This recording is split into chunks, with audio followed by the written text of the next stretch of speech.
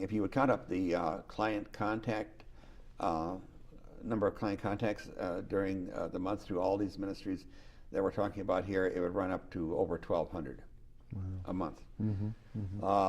CFNA operates on a very basic, simple little model.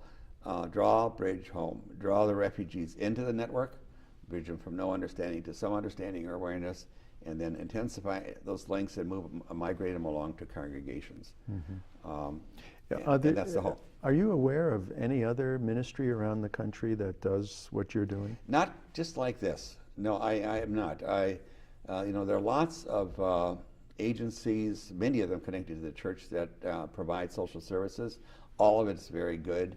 Many of those that have organized into almost like corporations, operate with a lot of government money.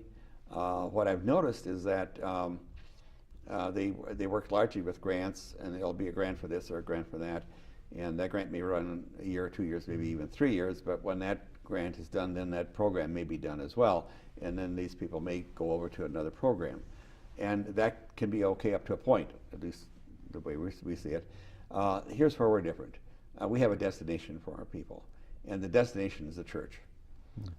We find a lot of these refugees coming in maybe out of the second or even third country by the time they get here, and by the time they do, they have lots of needs and lots of questions. And one of the questions that they may not even articulate among themselves too much, but I think is truly there, is an identity question. How about an identity in Christ? And significant numbers are responding to that. In the last 3-4 years, we've had about 150 baptisms and confirmations. And I think that on any given Sunday now, you'd probably find 150 more or less of these new Americans in those churches that wouldn't have been there 3-4 years ago. If there is somebody in another part of the country that would want to start something like this, what are the first 3 things that they need to do? Well, I would say see if you can find out where the new Americans are, or the refugee people are. So number 1, identify the area. Yeah, identify an area where you have an idea that they are.